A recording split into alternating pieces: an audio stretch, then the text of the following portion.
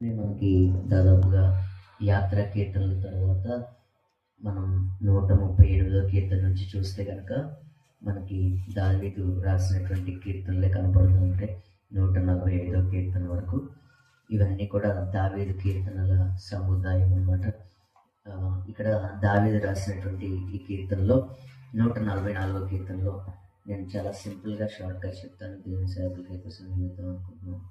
So ఏంటంటే 144వ కీర్తనలో ఇక్కడ మనం చూసినట్లయితే దావీదు మాట్లాడుతున్నటువంటి కొన్ని మాటలు దేవుణ్ణి ఏమని అడుగుతున్నాడంటే, దేవుణ్ణి ఆశ్రయదుర్గంగా చెప్తూ దేవుడు తనకి ఒక గురువుగా ఇక్కడ మాట్లాడుతున్నాడు.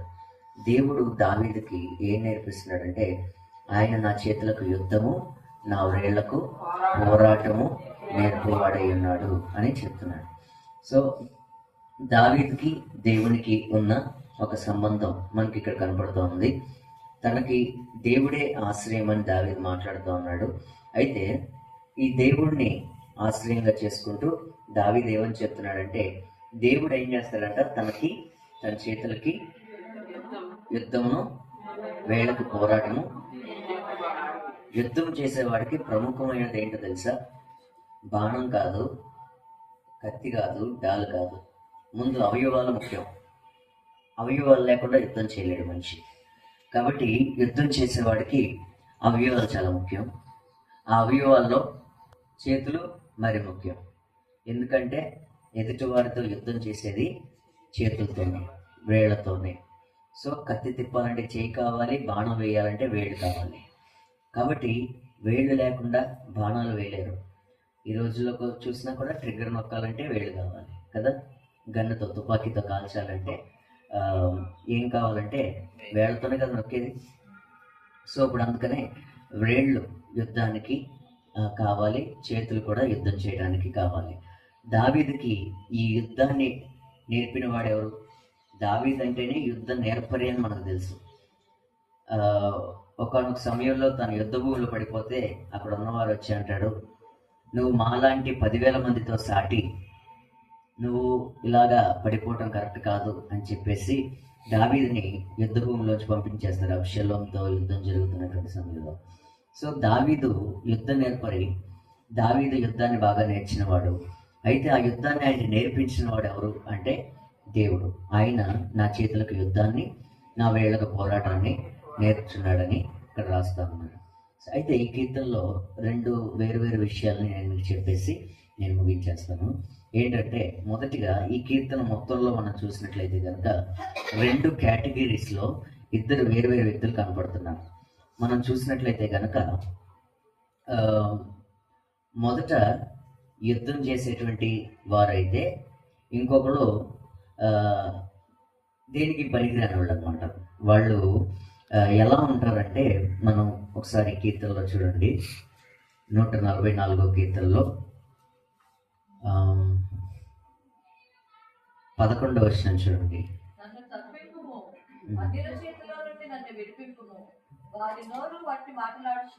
7వ వచనం చూడండి.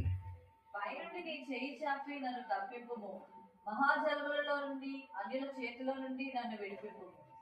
వారి నోరు వట్టి మాటలాడుచున్నది, వారి కుడి చేయి అబద్ధంతో కూడి ఉన్నది. సో మనము 7, 8 వచనాలు మనం చూసినప్పుడు, తర్వాత 11వ వచనం చూసినప్పుడు ఇక్కడ ఒకటే మాట కనపడుతుంది. ఏంటంట,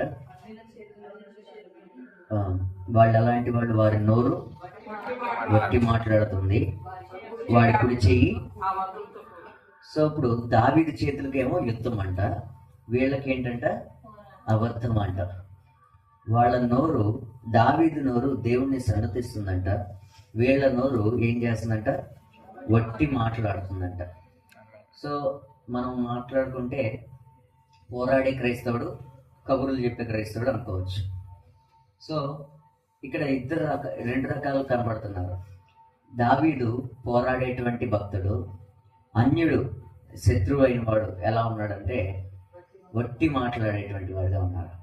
సో ఇప్పుడు మొదటిగా దీనిలోంచి మనం చూడొచ్చు అనుకున్నటువంటి విషయం ఏంటి అంటే, మనము పోరాడే వారంగా ఉన్నామా, మాటలు చెప్పేవాళ్ళంగా ఉన్నామా? వాక్యం చెప్తాం, వాక్యం అందరూ చెప్తాం. ఈ రోజుల్లో వాక్యం చెప్పని వాళ్ళు ఎవరు చెప్పండి? నా మోకాళ్ళ దాకా కూడా ఉండరు.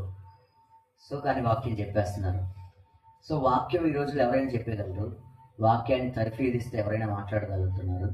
అయితే వాక్యానుసారంగా పోరాడగలిగిన వాళ్ళు ఎవరు ఉంటున్నారు? వాక్యాన్ని బట్టి జీవించగలిగిన వాళ్ళు ఎంతమంది ఉన్నారు? సో ఇప్పుడు ఇక్కడ రెండు విధాలుగా కనబడుతున్నారు. ఈ సంవత్సరం అంతా గడిచింది, చివరి రోజుల్లోకి మనం వచ్చాము, చివరి రోజుల్లో మనం ఉంటా ఉన్నాము. అయితే ఇప్పుడు మనము ఏం చేసాం? ఒట్టిగా గడిపేసామా? మాటలు చెప్పుకుంటూ గడిపేసామా? పోరాడామా ఆత్మీయంగా? ఏవైనా పనికొచ్చే పని చేసామా? లేదంటే పనికి రాని విధంగా ఈ జీవితం ఏమీ ఉపయోగం లేకుండా గడిచిపోయిందా? ఒకసారి ఆలోచన చేసుకోండి. మనం ఒకసారి మరలా జరిగిన సంవత్సరం అంతటిని ఒకసారి కళ్ళ ముందు తలుచుకుందాం. మనం ఏం చేసాం? ఆత్మలో పోరాడామా? పోరాటం జరిగిందా? పోరాటంలో గెలిచారా? లేదంటే పడిపోయారా? ఓడిపోయారా? మీరు నిజంగా యుద్ధం చేసే క్రైస్తవులేనా? లేదంటే కబుర్లు చెప్పే క్రైస్తవులా? ఒకసారి ఆలోచన చేసుకోండి. దేవుడి దగ్గర దేవుడికి కావాల్సింది కబుర్లు చెప్పేవాడు కాదు, క్రియలు చేసేవాడు కావాలి. దేవుని దగ్గర పని చేసేవాడు కావాలి. పనికి మారిన వాళ్ళు దేవునికి అవసరం లేదు. కాబట్టి దేవుని దగ్గరికి వచ్చినప్పుడు మనం పనికొచ్చే వారంగా ఉన్నామా? పోరాడే వారంగా ఉంటున్నామా? లేదంటే పనికి రాని వారంగాను, ఒట్టి మాటలు చెప్పుకుని తిరుగుతూ ఉండే వారంగాను, డాంబికంగా జీవించేటువంటి వారంగాను మనం ఉంటున్నామా? ఒకసారి పరిశీలన చేసుకుందాం. నేను ఆ పరిచర్య చేస్తాను, నేను ఆ పని చేస్తాను, సంఘంలో ఈ బాధ్యతలో ఉన్నాను, నేను అది చేస్తున్నాను అని చెప్పుకుంటూ వ్యక్తిగత ఆత్మీయ జీవితానికి వచ్చేసరికి మొత్తం అంతా డల్ అనమాట, ఏమీ ఉండదు, లోపలంతా ఖాళీ. సో ఇప్పుడు గుడ్డు పింక్ వచ్చిన తర్వాత ఆ పింక్ ఎలా ఉంటుంది చెప్పండి? స్ట్రాంగ్గా ఉంటుందా? ఉండదు, చూసారా? సో ఇప్పుడు లోపలంతా అది ఓపెన్ చేసిన తర్వాత కొంతమంది గుడ్డు ఓపెన్ చేసేటప్పుడు ఒక పక్కన చిన్న హోల్ లాగా పెట్టి దానిలోంచి తీస్తారు. అంటే దాన్ని ఏదో రీయూజ్ చేయడానికి కోసం అని, ఇంట్లో బల్లులు రాకుండా ఏదో పెట్టుకోవడానికి ఇట్లా చేస్తూ ఉన్నప్పుడు ఏం చేస్తారంటే గుడ్డు మొత్తం పగలు కొట్టకుండా చిన్న హోల్ పెట్టి తీసేస్తారు. హోల్ పెట్టి తీసేసిన తర్వాత లోపల ఏముంటుంది? ఇంకా టేస్టీగా చెప్పిన పానీపూరి ఉంది కదా. సో ఆ పానీపూరిలో పూరి ఎలా ఉంటుంది? ఎలా ఉంటుంది? ఏలు పెట్టి ఇలా అనగానే కనబడిపోద్ది కదా. దానిలో కొంచెం నీళ్లు పోయంగానే అది ఏమైపోద్ది అంటే నానిపోతుంది. సో ఇప్పుడు ఏంటంటే మనం అలాంటి జీవితం అంతా అలా గుల్లలాగా ఉండిపోయినటువంటి లైఫ్ లీడ్ చేస్తున్నామా? సో ఊరికనే అంత అలకనగా మన లైఫ్ ఉంటుందా? ఎలా గడుపుతున్నా ఒకసారి ఆలోచించండి. ఏంటంటే దేవుని యొక్క ప్రజలైన వారిని గురించి ఇక్కడ కొన్ని చెప్పబడుతున్నటువంటి మాటలు, అన్యులైతే ఒట్టి మాటలు మాట్లాడతారు, వాళ్ళు కుడిచి అబద్ధంతో కూడి ఉంది అని చెప్తున్నారు, చూసారా? సో ఇప్పుడు ఏంటంటే సడన్గా నాకు గుర్తొచ్చింది, కొంతమంది గురించి చాలా స్ట్రాంగ్గా నాకు మాట్లాడాలని ఉంది, కానీ సమయం మాట్లాడతాను. అయితే అబద్ధంగా తెలియకుండా కూడా అబద్ధాలను స్ప్రెడ్ చేస్తున్నారు. కాబట్టి అవి మీరు ఏదైనా మాట్లాడుతున్నప్పుడు అది నిజమో కాదో, ఎంతవరకు నిజం అనేది తెలియకుండా దయచేసి మాట్లాడొద్దు. సంఘంలో మరి జాగ్రత్తగా ఉండండి. అబద్ధాన్ని ఏది కూడా మోసుకుని వెళ్ళొద్దు. ఎవరో చెప్పిన దాన్ని ఏదో మాటను పట్టుకుని అనవసరమైనటువంటి మనస్పర్ధలు, అనవసరమైన వాటిని మీ మైండ్లో పెట్టుకోకండి. స్వచ్ఛమైన మనసుతో మనం స్వచ్ఛంగా మరొక చోటకి, మరొక సంవత్సరంలోకి మనం వెళ్ళాలి. కాబట్టి మళ్ళీ సంవత్సరంలోకి వెళ్ళిన తర్వాత మళ్ళీ ఫ్రెష్గా తెచ్చుకోమని కాదు. ఇక్కడ అంతా చెదారం అంతా ఇక్కడ పడేసి, ఇక్కడే వదిలేసి ఫ్రెష్గా నీట్గా వెళ్దాం. పెళ్ళికి ముస్తాబయ్యి వెళ్తారా? పళ్ళు తోముకుండా వెళ్తారా? నీట్గా వెళ్తారు కదా. నువ్వు పెళ్లి కొడుకు కాదు, నువ్వు పెళ్లి కూతురు కాదు, కానీ నీట్గా వెళ్ళాలి. సో ఏంటంటే బాహ్య సంబంధంగా చాలా చక్కగా తయారయ్యి ముస్తాబయ్యి వెళ్తున్నాం మనం. మరి ఎందుకు స్పిరిచువల్ లైఫ్లో, ఆత్మీయ జీవితంలో ఎందుకు మనం నీట్గా ఉండలేకపోతున్నాం? మీ హృదయాలకు అక్షయ అలంకారాలు ఉండాలని పేతృపత్రికలో దేవుడు చెప్తున్నాడు కదా. ఎందుకు అలంకారాలు ఉండట్లేదు? సో ఒట్టి వాటిని, చెదారాన్ని మనం మోయొద్దు దయచేసి. మీరు వాల్యుబుల్ అండి. మీరు ఎవరు? దేవుని స్వరూపం. మీరు ఎవరిలాగా చేయబడ్డారు? దేవుళ్ళలా చేయబడ్డారు. కాబట్టి మనం దేవుని స్వరూపాన్ని కలిగిన మనం, దేవుని స్వరూపాన్ని ధరించిన మనం ఎక్కడ లేని అనవసరమైన దాన్ని అంతటినీ కూడా ఎందుకు మోసుకుంటూ వెళ్ళాలి? మీరేమన్నా చెత్త బుట్ట? మీరేమన్నా డస్ట్బిన్? కాదు కదా. బేకరీలోకి ఎక్కడికి వెళ్ళినప్పుడు యూజ్ మీ అనేట పొట్టని ఓపెన్ చేసుకుని ఉంటుంది ఒకటి, అదేంటిది? అది డస్ట్బిన్. మీ పొట్టలో కూడా యూజ్ మీ అని ఓపెన్ చేస్తున్నారు, కడుపులో ఏవేవో దాచుకుని ఏవేవో పెట్టుకుని అనవసరమైనవన్నీ అలా పెట్టుకుని ఉంటున్నారు. దయచేసి మీ వాల్యూ తెలుసుకోండి. మనలో ఏవి క్యారీ చేయవచ్చు, ఏం క్యారీ చేయకూడదు. మనుషుల మీద లేదంటే కొన్ని వ్యక్తుల మీద ఏమి పెట్టుకోకూడదు దయచేసి. సో సంఘంలో ప్రతి ఒక్కరు కూడా ఏంటంటే చాలా తెలుసు కానీ వ్యక్తిగతంగా వచ్చేసరికి గ్రహించుకోలేకపోతున్నారు. చాలా చాలా చాలా ఇమ్మెచ్యూర్గా బిహేవ్ చేస్తున్నారు అనేది నా ఉద్దేశం. కాబట్టి వయసులో చాలామంది పెద్దవాళ్ళు కాబట్టి నేను చెప్పలేకపోతున్నాను. కాబట్టి దయచేసి ప్రతిదాన్ని అందరూ కూడా గ్రహించుకోండి, అందరూ కూడా తెలుసుకోండి. వారి కుడి చేయి అబద్ధాలతో నిండమంట. అబద్ధాలు మోసుకుని తిరగొద్దు. అబద్ధాన్ని చేసేవాడు, అబద్ధాన్ని మాట్లాడేవాడు, అబద్ధాన్ని ప్రేమించి దాన్ని జరిగించే ప్రతివాడు ఎక్కడ ఉంటాడంట? గవిని వెలపట్టి ఉంటాడంట. ప్రకటన 22వ అధ్యాయంలో దేవుని వాక్యం రాయబడతా ఉంది. సో అబద్ధాన్ని ప్రేమించొద్దు, అబద్ధమైన వాటిని జరిగించొద్దు, అబద్ధాన్ని కొనసాగించొద్దు, అబద్ధాన్ని క్యారీ చేయొద్దు, ఇంకొకరి దగ్గర తీసుకుని వెళ్ళొద్దు. అది సత్యమో అసత్యమో తెలియకుండా, దానిలో వాస్తవం ఎంత ఉందో తెలియకుండా వీళ్ళు చెప్పారు వాళ్ళు చెప్పారు కాబట్టి, లేదంటే నాకు అనిపించింది కాబట్టి అది నిజమే అనుకునేటువంటి మూర్ఖత్వం మనుషుల్లో ఉంటుంది. దయచేసి జాగ్రత్తగా ఉండండి. మీరు ఎవరైనా సరే, ఎంతటి భక్తులైనా సరే మిమ్మల్ని మీరు సరి చేసుకోవాల్సిన అవసరం చాలా ఉంది. ఎందుకంటే దావీదు అంతటి వాడే తప్పు చేశాడు, అబ్రహాము తప్పు చేశాడు. ప్రతి ఒక్కరు కూడా, మనిషిగా పుట్టిన ప్రతి ఒక్కరు కూడా, శరీరాన్ని ధరించిన యేసు ప్రభు తప్ప ప్రతి ఒక్కరు పాపం చేసిన వాళ్ళే. మహా అయితే బాప్తిస్మా ఇచ్చే యోహాను విషయంలో ఏ తప్పు రాయబడినట్టుగా కనపడలేదు. కానీ మేబీ హ్యూమన్ నేచర్ని బట్టి ఆయనలో ఏమైనా ఉన్నాయో లేదో మనకు తెలియదు. అయితే నాకు తెలిసి బైబిల్లో నేను చదివిన దాంట్లో బాప్తిస్మా ఇచ్చే యోహాను, ఆ తర్వాత యేసు ప్రభు, వీళ్ళిద్దరే పాపం చేయకుండా నాకు కనపడ్డారు. ఇంకెక్కడైనా సరే ఎవరైనా పాపం చేయకుండా కనపడ్డారేమో అని నేను అనుకోలేదు. అందుకని ఆయన్ని ప్రవక్త కంటే గొప్పవాడు అన్నాడు దేవుడు. ప్రవక్తలు సైతం పాపం చేశారు, ప్రవక్తలు సైతం, భక్తులు సైతం, ప్యాట్రియార్క్స్ ఎవరైతే మూల పురుషులు ఉన్నారో అబ్రహాం, ఇస్సాకు, యాకోబులు, వారు సైతం పాపం చేశారు. మోషే పాపం చేశాడు, ధర్మశాస్త్రాన్ని ఇచ్చిన వాడైనప్పటికీ. కాబట్టి అందరిలోనూ తప్పులు ఉన్నాయి, అందరిలోనూ పాపాలు ఉన్నాయి. నేనా పాపం చేస్తానా అంటే చేస్తారు, అందరూ చేస్తారు, నేను కూడా చేస్తాను. అందరికీ అవకాశం వస్తుంది పాపం చేయడానికి. ఈ రోజుల్లో పాపం చేయడానికి అవకాశాలు మరింత పెరిగిపోతున్నాయి. కాబట్టి ఏంటంటే మనుషులు పడిపోవడం చాలా ఈజీ. కాబట్టి జాగ్రత్తగా ఉండండి. మీ చేయి అబద్ధంతో నిండి ఉంటే వదిలిపెట్టేసేయండి.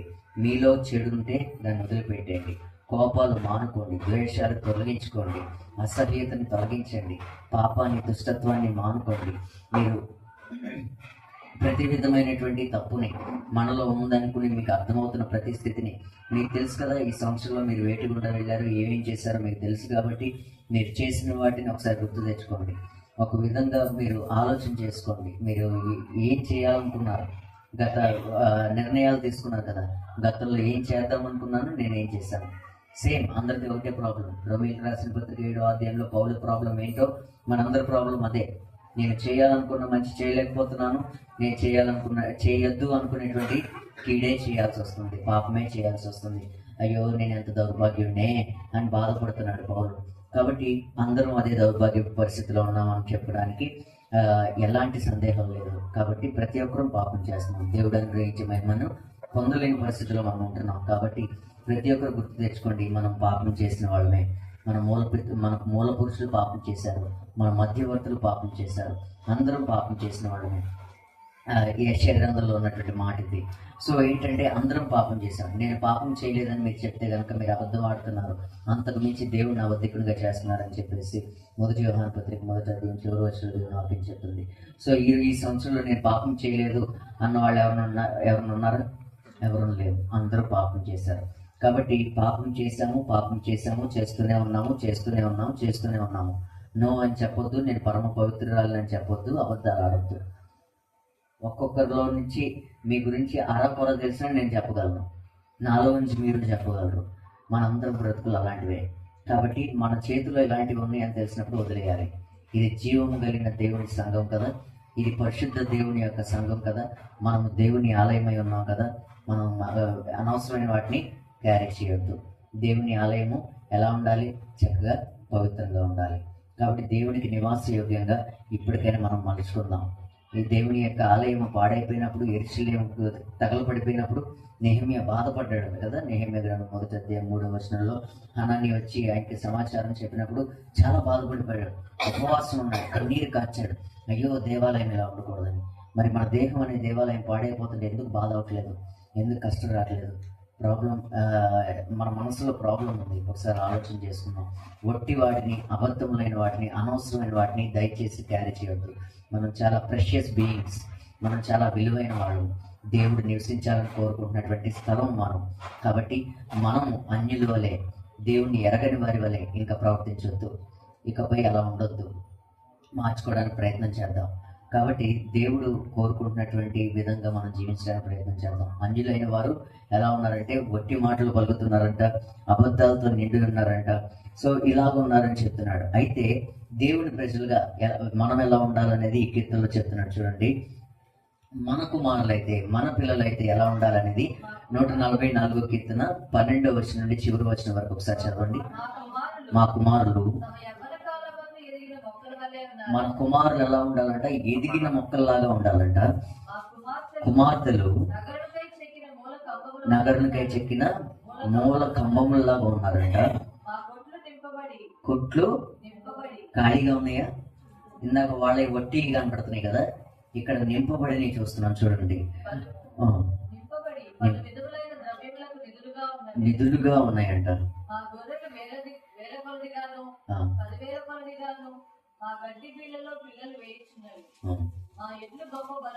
బరువులు మోయగలుగుతున్నాయంట. చొరబాటు ఉరుకులు ఎత్తటాలు లేవంట.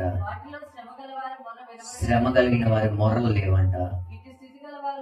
ఇలాంటి స్థితి ఉంటే అలాంటి వాళ్ళు ధన్యులు అని చెప్తున్నారు. యెహోవా తమకు దేవుడుగా కలిగినట్లు ధన్యులు. దేవుణ్ణి యెహోవా దేవుణ్ణి, ప్రభువుని దేవుడిగా కలిగినటువంటి జనులు ధన్యులు. ఇలాంటి స్థితి కలిగిన వారు ధన్యులు. తమ కుమార్తెలు, తమ కుమారుల విషయంలో ఆశీర్వాదాన్ని చూస్తూ తమ కొట్లో నింపబడి, తమ గొర్రెలు మందలుగా అవి పిల్లల్ని వేస్తూ, పిల్లల్ని కంటూ, తర్వాత వారి యొక్క ఎడ్లు బరువుల్ని మోస్తూ, ఎలాంటి చొరబాటు, ఎలాంటి దోపిడీలు, ఎలాంటి గొడవలు లేకుండా ఉన్న మనశ్శాంతి, ఒక ప్రశాంతమైనటువంటి వాతావరణం అనేది మా దగ్గర కనపడుతుంది అని చెప్తున్నారు అనమాట. సో ఏంటంటే సింపుల్ టర్మ్స్లో నేను చెప్పేశాను. ఏంటంటే దేవుని యొక్క ప్రజల యొక్క చుట్టుపక్కల ఉన్నటువంటి వారి వాతావరణం, వారి యొక్క సరౌండింగ్స్ ఎలా ఉన్నాయి అంటే అవి నెమ్మది కలిగినవిగా ఉన్నాయి.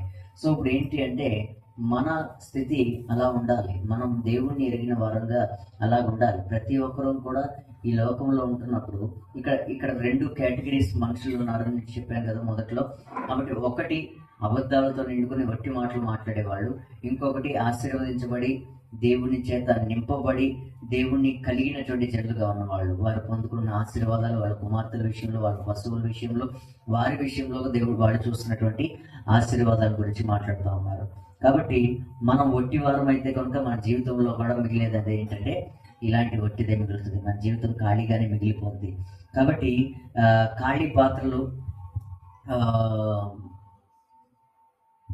మన జీవితాలు ఖాళీ పాత్రలుగా ఉంటే కనుక, ఖాళీ పాత్రలుగా మనం ఉంటే కనుక ఇకపైనైనా నింపుకుందాం. ఒట్టి మాటలు, ఒట్టి పనులు, లేదంటే ఇలాంటి ఎంప్టీనెస్ అనేది మన లైఫ్లో నుంచి పోవాలి.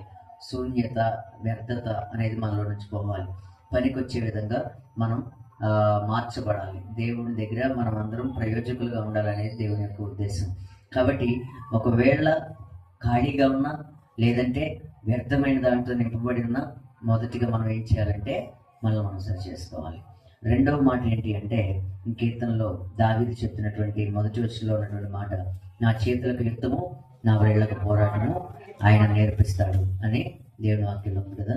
ఈ యుద్ధం అనేది దావీదు సాధారణంగా మాట్లాడిన కాంటెక్స్ట్ లో మనం చూస్తే కనుక దావీదు యుద్ధం చేస్తాడు కాబట్టి, రాజు కాబట్టి ఆయన చేసే యుద్ధాన్ని గురించే మాట్లాడాడు, ఆయన చేసేటువంటి పోరాటాల గురించే మాట్లాడాడు. కాబట్టి ఆయనకి యుద్ధాలు, ఆయనకి పోరాటాన్ని నేర్పేవాడు ఎవరంటే దేవుడే. సో యుద్ధము చేయటము అంటే పోరాటము, చేతులకు యుద్ధము వేళ్లకు పోరాటము నేర్పడం అంటే బైబిల్ ఫాస్ట్గా తీయటం నేర్పించడం కాదు. అలా అని అంటే అక్క సరదాగా చెప్పినవి అవి సీరియస్గా తీసుకోకండి. అసలు అది కాంటెక్స్టే కాదు, అది విషయమే కాదు. బైబిల్ తీయటం నేర్పించడం అనేది అసలు అప్పటికి లేదు. బైబిల్ చుట్టబడి ఉన్నాయి కాబట్టి అంటే వేళ్లతో ఇళ్ళ ఫాస్ట్గా తీస్తారు కాబట్టి వేళ్లతో చేసే యుద్ధం అంటే అది అని ఇలాగా అది కరెక్ట్ కాదు. సో ఇప్పుడు ఏంటంటే దేవుడు మనకు నేర్పించేటువంటి పోరాటం యుద్ధం ఏంటంటే మన లైఫ్లో అంటే ఇందాక చెప్పుకున్నాం కదా, దావీదుకైతే కనుక తనకి యుద్ధం నేర్పేవాడు, తనకి పోరాటం నేర్పేవాడు ఎవరంటే దేవుడే. తనకి ఏంటంటే దేవుడు ఏం చేస్తున్నాడంటే తనకి ఎలాగ బాణం పట్టుకోవాలి, ఎలా బాణాన్ని విసిరాలి, ఎలాగ ఆయుధాన్ని ధరించుకోవాలి అని చెప్పేసి దేవుడు ప్రతిదీ కూడా ఆయనకి నేర్పించబట్టి దావీదు యుద్ధాలు గెలుస్తున్నాడంట. కాబట్టి మనకు కావాల్సింది ఎవరంటే దేవుడు. మనకి ఈ లోకంలో బైబిల్లో చూస్తే చాలా రకాలుగా మన యుద్ధాలను చూడొచ్చు. మొదటిగా మనందరికీ తెలుసు, ఆత్మలో మనం పోరాడుతూ ఉంటాం, పాపంతో పోరాడుతూ ఉంటాం. కాబట్టి ఆత్మలో శరీరం ఆత్మకి పోరాటం జరుగుతూ ఉంటుంది, మనకి సాతానికి పోరాటం జరుగుతూ ఉంటుంది, మనకి దేవుడికి పోరాటం జరుగుతా, అది కూడా జరుగుతుంది. దేవుడితో పోరాడిన వాడు ఉన్నాడు, గెలిచిన వాడు ఉన్నాడు కదా, యాకోబు. సో ఏంటంటే దేవుడితో పోరాటం అనేది మనుషులతో పోరాడినట్టు కాదు, సాతానుతో పోరాడినట్టు కాదు, ఇది వేరేది. సో ఇదన్నీ కూడా మనం బైబిల్లో చూడొచ్చు. బైబిల్లో ఇలాంటి యుద్ధాలు, ఇలాంటి పోరాటాలు ఉన్నాయి. కాబట్టి మనం అందరం కూడా ఈ పోరాటానికి సిద్ధంగా ఉండాలి. పౌలు కూడా చెప్తాడు తిమోతికి రాసినటువంటి 2వ పత్రికలో, నేను మంచి పోరాటం పోరాడాను అంటాడు కదా. అంటే క్రైస్తవ జీవితమే, తాను చేసిన పరిచర్యే, తాను చేసినటువంటి సేవే తన యొక్క పోరాటం. అనేకమైన ఆటంకాలు వచ్చినాయి, అనేకమైన అడ్డంకులు వచ్చినాయి, కానీ ఎక్కడ కూడా పౌలు భక్తుడు ఆగిపోలేదు, తన పోరాటాన్ని కొనసాగించాడు. యుద్ధంలో శత్రువు యొక్క బలాన్ని చూసి, శత్రువు యొక్క శక్తి సామర్థ్యాలను చూసి అయ్యి బాబోయ్ మనకెందుకులే అని చెప్పేసి పౌలు ఎక్కడ కూడా తప్పుకున్నట్టుగా మనకు కనపడలేదు. కానీ తను ఏం చేశాడంటే ప్రతి విషయంలోనూ చక్కగా పోరాడినట్టుగాను, ఆయన అన్ని విషయాలను పోరాడి జయించినట్టుగాను దేవుని వాక్యంలో మనం చూస్తూ ఉంటాం. కాబట్టి మనం పోరాటంలో సిద్ధపడాలి. ఎలా సిద్ధపడాలి? ఎఫెసీయులకు రాసిన పత్రిక 6వ అధ్యాయంలో మనం చూస్తూ ఉంటాం. మనం పోరాడేది శరీరంతో కాదు. కాబట్టి మనం ఏం చేయాలంటే శరీర సంబంధమైన యుద్ధోపకరణాలు ధరించుకుంటే సరిపోదు. మరి ఏం చేయాలి అంటే మనం పోరాడినది శరీరాలతో కాదు, కానీ ప్రధానులతోనూ, అధికారులతోనూ, ప్రస్తుత అంధకార సంబంధులకు, లోకనాథులతోనూ, ఆకాశమందున్న దురాత్మల సమూహంతో పోరాడుతున్నాం. కాబట్టి దానికోసమని ఈ లోక సంబంధమైనటువంటి కవచాలు వేసుకుంటే సరిపోదు. కాబట్టి మనం స్పిరిచువల్ వార్ఫేర్ అంటారు కదా, ఆత్మీయ పోరాటంలో మనం ధరించుకోవాల్సినటువంటి యుద్ధోపకరణాలు ఏవేవి ఉన్నాయో మనం ఎఫెసీ పత్రిక 6వ అధ్యాయంలో మనం చదువుతూ ఉంటాం కదా. ఏవేవి ఉన్నాయో మనకు అందరికీ తెలుసు, మనం కొత్తగా చదువుకోవాల్సిన అవసరం లేదనుకుంటున్నాను. చదవాలనిపిస్తే కనుక ఎవరైనా ఒకసారి చదవండి.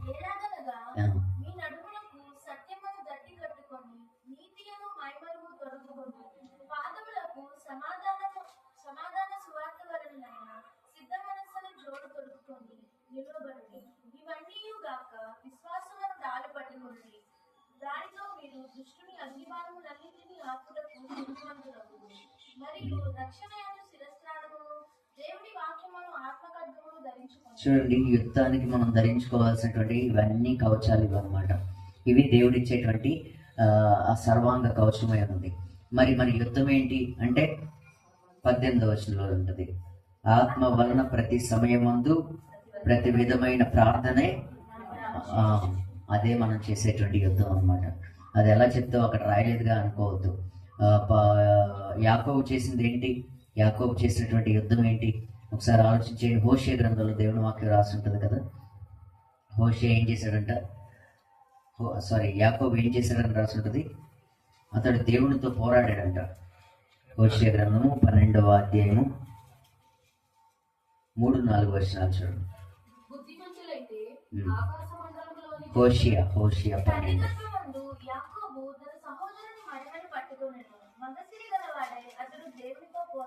సో చూడండి, తల్లి గర్భమంది యాకోబు తన సహోదరుని మడుము పట్టుకున్నాడంట.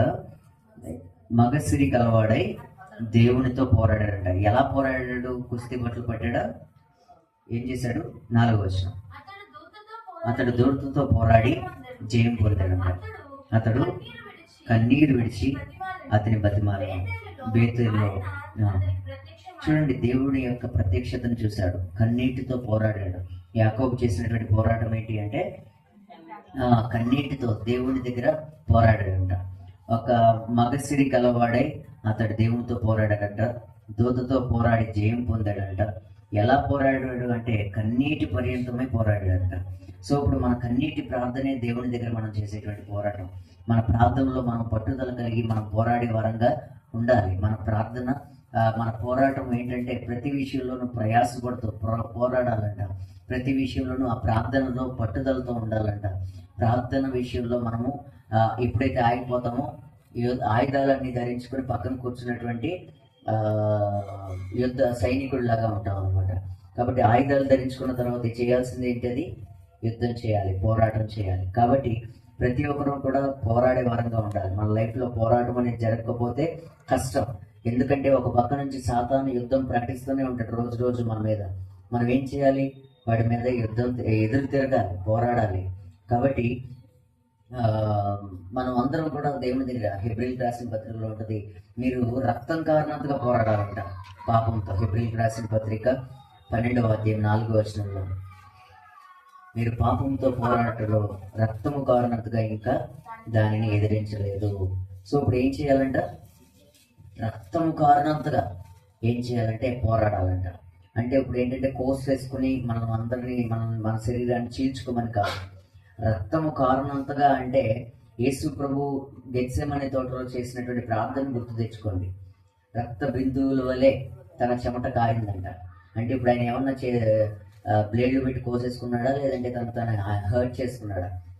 సో అంత హై ఇంటెన్స్ ప్రేయర్ కావాలన్నమాట.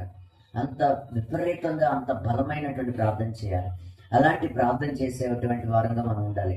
పాపముతో పోరాటంలో మీరు ఏం చేయలేదు, ఇంకా రక్తము కారణంతగా దాన్ని ఎదిరించలేదని చెప్తున్నాడు. కాబట్టి మనం ఏం చేయాలంటే ఆ పోరాటంలో, పాపముతో పోరాటంలో బలంగా ఫైట్ చేయాలి, గట్టి పోటీ ఇవ్వాలన్నమాట. గట్టిగా మనం ప్రార్థన చేయాలి, గట్టిగా మనం ఏం చేయాలంటే వాటన్నిటిని ఎదిరించాలి, పాపము ప్రేరేపణలు ఎదిరించాలి. ఏదొచ్చినా కూడా ఏ శోధన వచ్చినా సరే చాలా చాలా చాలా ఈజీగా సరెండర్ అయిపోతున్నారు. ఐ సరెండర్ వాళ్ళని పాడుతాను చూసారా, అది దేవుడికి పాడుతున్నారు, కానీ చేసేది మాత్రం సాతానికి చేస్తున్నారు, పాపానికి చేస్తున్నారు. మీరు మనమంతా కూడా ఏం చేస్తున్నామంటే కంప్లీట్గా సరెండర్ అయిపోతున్నాం పాపానికి, పూర్తిగా దాసోహం అయిపోతున్నాం. ఒకటి పాపం మనం ప్రేరేపిస్తుందంటే మనం దాన్ని ఎదురు తిరగట్లేదు, పాపాన్ని వెనక్కి తిప్పి కొట్టలేకపోతున్నాం. అందరూ కాకపోయినా చాలా మంది ఏం చేస్తున్నారంటే ఆ పాపాన్ని ఎదిరించి పాపాన్ని జయించలేనటువంటి పరిస్థితుల్లో ఉంటున్నారు. కాబట్టి ఏంటంటే మనమందరం కూడా పాపాన్ని ఎదిరించినప్పుడు, దేవుణ్ణి సాతాన్ని ఎదిరించినప్పుడు మనం ఏంటంటే జయ జీవితాన్ని జీవించగలుగుతాం. ఎప్పుడైతే పాపానికి లోబడిపోతామో మన జీవితము వట్టి జీవితమే అయిపోద్ది. పాపానికి ఎప్పుడైతే మనం సరెండర్ అయిపోతామో మన జీవితం కూడా ఏమీ లేనిటువంటి వ్యర్థ జీవితం అయిపోద్ది. పాపంతో జీవించేటువంటి జీవితం అసలు జీవితమే కాదు. దేవుడు మనం పుట్టించింది పాపం చేసుకుంటూ బ్రతకమని కాదు, ఏ పాపం ప్రేరేపణ వచ్చినా దానికి లోబడిపోమని కాదు. కాబట్టి మనం అందరం కూడా ఇంకా పాపానికి ప్రార్థన బాగా చేస్తున్నప్పటికీ, వాక్యాలు ఎదుగుతున్నప్పటికీ పాపం విషయంలో ఇంకా పూర్తిగా దాన్ని ఎదిరించలేకపోతున్నాం అనేది స్పష్టంగా కనపడుతుంది. కాబట్టి మనందరం కూడా చేయాల్సింది ఏంటంటే పాపంతో పోరాడాలి, సాతానుతో పోరాడాలి. దురాత్మల సమూహం అంటే చాలా మంది అనుకుంటారు దెయ్యం పట్టిన వాళ్ళని వదిలించడాలు భయంకరమైనటువంటి కార్యాలు. ఇది కాదు. దురాత్మల సమూహాలతో పోరాడుతూ ఉంటే దేవుడి దగ్గర ఆ సమూహము మనల్ని ఏం చేస్తుందంటే ఈ సాతాను వాడి యొక్క గుంపు మనల్ని ఎప్పటికప్పుడు దేవుడి నుంచి దూరం చేయాలని అహర్నిశలో ప్రయత్నం చేస్తూ ఉంటాడు. మన ఆఖరి చివరి వరకు కూడా ఏం చేస్తూ ఉంటాడంటే సాతాను ప్రేరేపిస్తూనే ఉంటాడు. యూదా పత్రికలో రాసి ఉంటుంది కదా, మోషే విషయంలో మోషే ఆత్మ గురించి కాదు, అక్కడ మోషే శరీరాన్ని గురించి రాయబడి ఉంటుంది. అక్కడ మోషేని పరలోకానికి కాదు నరకానికి తీసుకుని వెళ్ళాలనేది కాదు, మోషే శరీరాన్ని గురించినటువంటి వాగ్వాదం జరుగుతుంది దేవదూతకిను సాతానికి. కాబట్టి ఆ శరీరాన్ని గూర్చినటువంటి వివాదము సాతానికిను అక్కడ ఉన్నటువంటి దేవుని దూతకి జరిగినప్పుడు ఆ శరీరం విషయంలో, శరీరం ఎవరికి కనపడకుండా మాయం చేసేసారు కదా, మోషే సమాధి ఎక్కడ ఉందో కనపడలేదు, దాని విషయంలో ఏదో వివాదం జరిగింది. సో ఏంటంటే దాన్ని బట్టి ఏంటంటే అక్కడ సాతానికి దూతకి ఏదో కాన్ఫ్లిక్ట్ వచ్చినప్పుడు దేవుని దూత దేవుడు నేను గద్దించినగాక అంటారు, మనం చూస్తాము. సో చూడండి, ఒక వ్యక్తి యొక్క శరీరాన్ని గురించి కూడా వాగ్వాదం జరుగుతుంది. జకర్యా గ్రంథంలో మనం చూస్తే ప్రధాన యాజకుడైనటువంటి యెహోషువ గురించి అక్కడ సాతాను ఇతడు మలిన వస్త్రాలు ధరించుకున్నాడు, ఇతన్ని ఆపేయడానికి ప్రయత్నం చేస్తూ ఉంటాడు. సో అయితే దేవుడు అంటాడు, ఇతను నిప్పు కణికలాగా ఉన్నాడు, ఈయన అర్జెంట్ ఈయన వస్త్రాలు మార్చేయండి, మలిన వస్త్రాలు తీసి తెల్లని వస్త్రాలు ధరింపచేయండి అని దేవుడు ఆజ్ఞాపిస్తాడు. సో సాతాను లాస్ట్ క్షణం వరకు పోరాడతాడు మనల్ని నరకానికి తీసుకుని వెళ్ళిపోవాలని. మరి మనం ఎప్పుడు దాకా పోరాడాలి చెప్పండి? ఎప్పుడు దాకా పోరాడాలి? ఒక గంట ఇక్కడ వచ్చేసి హడావుడి చేసి వెళ్ళిపోతే అయిపోద్దా? దేవుని మందిరంలోకి వచ్చేసి ఒక అరగంట, ఒక గంట, 2-3 గంటలు. మహానుభావులు ఈరోజు కూడా రాలేదు చాలామంది. వెళ్ళి ఏమన్నా అర్థం కావట్లేదు, ఎలా చెప్పాలో అర్థం కావట్లేదు. ఎక్కడ లేని డొంక, దాన్ని ఏమనాలి, దాన్ని వర్స్ట్ రీజన్స్ అని చెప్తున్నారు. ఎన్నిసార్లు చెప్పినా సిగ్గు రాని జనాంగం అని చెప్పాలి, ఎన్నిసార్లు చెప్పినా చిరుకు రానటువంటి మనుషులు. ఒక్క పూట నిద్ర లేవలేరు, దేవుడి మందిరానికి రాలేరు. సో ఏంటంటే పనుల్ని సక్రమంగా చేసుకోలేరు, మేనేజ్మెంట్ రాదు, దేవునికి మందిరంలో కనపడటానికి వీళ్ళకి భయం లేదు. దేవుడు అంటే అంత భయం లేదని చెప్పాలో, ప్రేమ లేదని చెప్పాలో, దేవుడి సన్నిధిలో కనపడాలని ఆత్రత లేదని చెప్పాలో. సో ఏంటంటే సంవత్సరం అంతా ఎలా గడిపామో, వీళ్ళెవరికి నిద్ర రాక ఇక్కడికి వచ్చారా? కాదు కదా. ఎవరైనా సరే నిద్ర వచ్చినా ఆపుకుని వచ్చారు. కొంతమంది పెద్ద మనసు చేసుకుని ఇక్కడికి వచ్చి నిద్రపోతున్నారు కూడా. కానీ ఏంటంటే మొత్తానికి లేచి దేవుని దగ్గరికి వచ్చారు, దేవుని సన్నిధికి వచ్చి ఏం చేశారంటే పొద్దున్నే చక్కగా కనపడ్డారు. సో రాలేకపోతున్న వాళ్ళకి వాళ్ళు పొద్దున్నే కాబట్టి రాలేకపోతున్నారంటే అది పచ్చబద్ధం. 11ంటికి పెట్టిన ఆలస్యంగా రారా చెప్పండి, మీరే సాక్షులు. 11ంటికి పెట్టినా వస్తారు, అప్పుడైనా లేట్గానే వస్తారు, కొంతమంది రారు. ఏంటంటే నేను పెద్ద మాటలే వాడుతున్నాను, తిట్టుకోండి. సిగ్గు లేని వారిగా ఇంకా బతుకుతున్నారు. ఇంకెప్పుడు మారుతారో అర్థం కావట్లేదు. మారండి దయచేసి, చురుకు తెచ్చుకోండి. మీరు వచ్చేది దేవుని మందిరానికి, షికారికి కాదు, పార్క్ కాదు, లేదంటే ఏదైనా వేరే దానికి కాదు. మీరు దేవుని ఆలయానికి వెళ్తున్నారు అనేది మీకు గుర్తుండాలి. సో ఏంటంటే దేవుని మందిరానికి వచ్చే మనం, దేవుని దగ్గరికి వచ్చే మనం ఒక భయం లేకుండా, ఒక గౌరవం లేకుండా, ఏదైనా సరే ఒక పెద్ద కాన్ఫరెన్స్ లాంటివి ఉన్నాయనుకోండి, ఏదైనా కాన్ఫరెన్స్లు జరుగుతున్నాయి, ఇప్పుడు ఉద్యోగాలు చేసుకునే వాళ్ళు ఏదైనా ఒక కాన్ఫరెన్స్ ఉంది అటెండ్ అవ్వాలి అంటే చివరిలో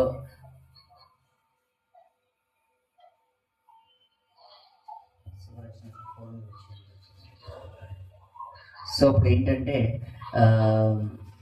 ఏదైనా కాన్ఫరెన్స్ కానీ ఏదైనా ఉన్నప్పుడు ఎలా వెళ్తారు? చివరిలో ఎప్పుడైనా వెళ్తారా? కాన్ఫరెన్స్ అంతా, మీటింగ్ అంతా అయిపోయి చివరిలో అందరూ సర్దేసుకుని వెళ్ళిపోతున్నప్పుడు ఎవరైనా వెళ్తారా? ఏదైనా మీటింగ్ ఉంటే వెళ్ళరు కదా. మరి దేవుని దగ్గరికి ఎందుకు వస్తున్నారు? అక్క చాలాసార్లు చెప్పారు, అక్కోళ్ళు చాలామంది చెప్పారు, నేను చెప్తున్నాను. సో ఏంటంటే ఇదే టైంకి ప్రయాణం ఉంటే వీళ్ళు బయలుదేరేవాళ్ళు కాదా, వాహనాన్ని ఎక్కేవాళ్ళు కదా, ఉన్న పొలంగా వెళ్ళేవాళ్ళు కదా. సో ఇలాంటి నేచర్ని మనం మార్చుకోవాలి. ఇంకా ఎక్కువ తిట్లు నేను తిట్టినా బాగోదు, కానీ నేను ఏమాత్రం ఇది కరెక్ట్ కాదు. మీరు 100 రీజన్స్ చెప్పినా కరెక్ట్ కాదు. మీరు ఎవరైనా సరే అది కరెక్ట్ కాదు. దేవుని ఆలయాన్ని నిర్లక్ష్యం చేయటం అనేది చాలా పెద్ద తప్పు. ఆలస్యంగా రావడం అనేది చాలా పెద్ద తప్పు. వీలైనంత త్వరగా రావాలి. ఆంటీ వాళ్ళు వీళ్ళు ఉంటారు, మా వాళ్ళు ఉంటారు, వాళ్ళు మేము నిద్ర లేసే లోపలే బయలుదేరి వచ్చేస్తూ ఉంటారు. ఆవిడ నన్ను నిద్ర లేపి ఆవిడ బయలుదేరిపోతారు. 6ంటికల్లా దాదాపుగా ఒక 10 నిమిషాలు, పావుగంట అటుగా ఇక్కడికి వచ్చేస్తారు. వచ్చి పరిచయం అంతా చేస్తారు, బ్రదర్ వాళ్ళు వస్తారు. సో వీళ్ళందరికీ ఏమీ పని లేక కాదు కదా. దేవుడు ఒక సమయాన్ని నియమించినప్పుడు ఆ సమయం చేసుకోండి. ఇంటికి వెళ్ళాక మధ్యాహ్నం ఖాళీగా ఫోన్ చేసిన తర్వాత పడుకోవచ్చు. కాబట్టి టైం అడ్జస్ట్ చేయాలి. అన్నిటికీ చేస్తాం, అన్నిటినీ బాగానే ఉంటుంది. దేవుడి విషయంలో ఎందుకు అలా ఉంటున్నాం? కొంచెం మారదాం, కొంచెం సరి చేసుకుందాం. ఏదో పడకల మీద పడుకుని పోయి ఫోన్ ఒకటి ఆన్ చేసేసుకున్నది అది మోగుతూ ఉంటే మధ్య మధ్యలో లేస్తా, పడుకుంటా, నిద్రలోకి వెళ్ళిపోతా, మళ్ళీ బయటకు వస్తా, వింటూ ఇదే మేము ఆరాధనలో పాలు చేసుకుందాం అని చెప్పేసి ఎవరిని భ్రమపరుస్తారు? ఎవరిని మోసం చేస్తున్నారు? సో ఏంటంటే ఇదంతా కరెక్ట్ కాదు. ఇది ఆపేయాలంటే కొంతమంది దూరంలో ఉన్నవాళ్ళని దృష్టిలో పెట్టుకుని ఉంచాల్సి వస్తుంది తప్ప, లేదంటే ఈ ఆన్లైన్ ఈ గొడవ ఉండదు అసలు. సో అందుకనే ఏంటంటే ప్రతి ఒక్కరు కూడా దేవునికి గౌరవాన్ని కూడా ఇవ్వండి. పోరాటం అంటే ఇవన్నీ కాదు, ఇవి కూడా మనకు వచ్చే చిన్న చిన్న పోరాటాలే. మీరందరూ ఓడిపోతున్నారు ఈ విషయాల్లో కొంతమంది. కాబట్టి ప్రతి విషయంలోనూ పోరాడండి, ప్రతి విషయంలోనూ గెలవండి, ప్రతి విషయంలోనూ సరి చేసుకోండి. కనీసం ఇప్పుడుకైనా సరే మనల్ని మనం సరి చేసుకోవాలి, మనల్ని మనం దిద్దుకోవాలి. ఏదైనా విషయంలో పంక్చువాలిటీ అనేది, డిసిప్లిన్ అనేది చాలా ప్రాముఖ్యం. టైంకి రావాలి, వచ్చిన తర్వాత సరిగా ఉండాలి, సరిగా కూర్చోవాలి, సరిగా మాట్లాడాలి. చాలా సంఘాల్లో చాలామంది ఎక్కువ మాట్లాడుతూ అంటే మీ మాటల వలన కొన్ని కార్యక్రమాలు కూడా ఆపేయాల్సి వస్తుంది. భోజనాలు ఇలాంటివి కూడా ఆపేస్తున్నారు. సో యాక్చువల్గా అపోస్తల సంఘంలో అది ఆదిలో జరగలేదు. సో ఏంటంటే మన అన్నిట్లోనూ కంట్రోల్ లేని ఒట్టి మాటలు, ఇవన్నీ కూడా ఏమవుతున్నాయి అంటే కొన్ని డిస్టర్బెన్సెస్ని క్రియేట్ చేస్తాయి. కాబట్టి మనందరం కూడా చాలా అంటే మళ్ళీ చెప్తున్నాను, ఆత్మీయతలు ఎదగట్లేదని చెప్పను, కొత్తవి నేర్చుకోవట్లేదని చెప్పను, ప్రార్థన చేయట్లేదని చెప్పను. అన్నీ చేస్తున్నప్పటికీ కొన్ని అలాగే ఉండిపోతున్నాయి. అవన్నీ కూడా మనం తెలుసుకోవాలి, గ్రహించాలి. నేను మొహమాటం లేకుండా ఎందుకు చెప్తున్నానంటే తెలుసుకోవాలి కాబట్టి. కొంతమందికి హర్టింగ్ అనిపిస్తే సారీ, కానీ ఖచ్చితంగా ప్రతి ఒక్కరు తెలుసుకోవాలి. ఒక క్రమశిక్షణ, ఒక చక్కటి మాదిరి సంఘంలో మనం చూపించాలి. దేవుని యొక్క ఆత్మీయ విషయాలు కూడా అదే చూపించాలి. ఈ బయటకి బాహ్యంగా మనం చేసేటువంటి పనుల్లో కూడా అది చూపించాలి. అన్ని విషయాల్లోనూ మనం పర్ఫెక్షన్ అనేది తెచ్చుకోవాలి. ఆ విధంగా మనం పోరాడదాం, అన్ని విషయాల్లోనూ ఫైట్ చేద్దాం, కొన్ని ఓవర్కమ్ చేయాలి, కొన్ని జయించాలి. ప్రార్థన చేస్తే పడుకుంటే ఎల్మర్ పాస్టర్ గారు వాళ్ళు అదే అంటారు, లేకండి నిద్రను జయించండి అంటూ ఉంటారు. సో ఏంటంటే జయించాలి, అది మనం డామినేట్ చేసేస్తూ ఉంటుంది. ఏదైనా సరే మనం దాన్ని సబ్డ్యూట్ చేయాలి, దాన్ని లోపరుచుకోవాలి, దానిపై జయం రావాలి. అది మనల్ని కంట్రోల్ చేయడం కాదు. అవసరమైతే మనం దాన్ని కాదు అనుకుని ముందుకెళ్ళగలిగినటువంటి ఇదిలో ఉండాలి. గంట 2 గంటలు పడుకున్న రోజులు కూడా ఉంటాయి. కాబట్టి అయినా సరే దేవుని పనులు ముందుకు వెళ్తూ ఉంటారు కదా. కాబట్టి మనం ఏం చేయాలంటే శరీరానికి, పరిస్థితులకి సరెండర్ అయిపోకుండా మనం ఏం చేయాలంటే పూర్తిగా దేవునికి సరెండర్ అవ్వాలి. సో ఎండ్ ఆఫ్ ది ఇయర్లో ఉన్నాం, మనం చివరి ఆదివారంలో ఉన్నాం. సో ఒకసారి గడిచిన సంవత్సరం అంతటిని మైండ్లోకి తెచ్చుకోండి. ఏం చేశారు, ఎక్కడెక్కడ పడిపోయారు మీరు ఒకసారి ఆలోచన చేసుకోండి. వీలైతే ఒకరోజు ఖాళీ ఉంటుంది కాబట్టి